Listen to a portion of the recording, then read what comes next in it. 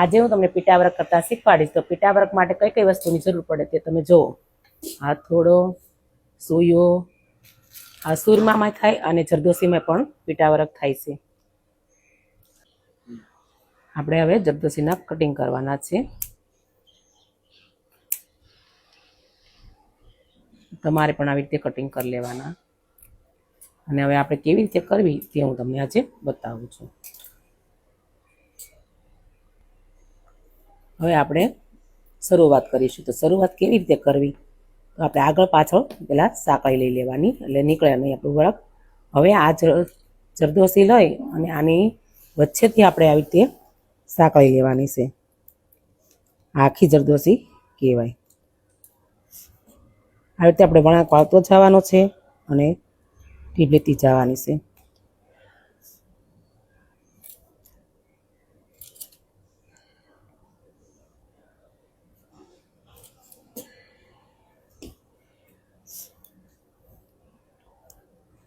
જેવડી સાઈઝના કટકા માપ પ્રમાણે કરી લેવા. હવે આપણે ફૂલ બનાવીશું.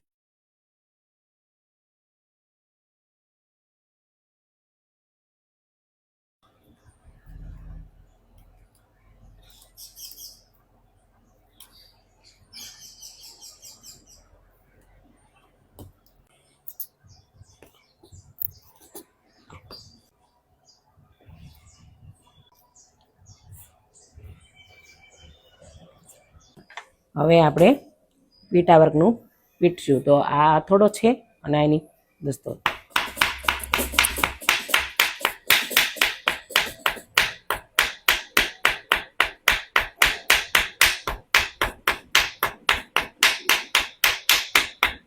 જો આ થઈ ગયું.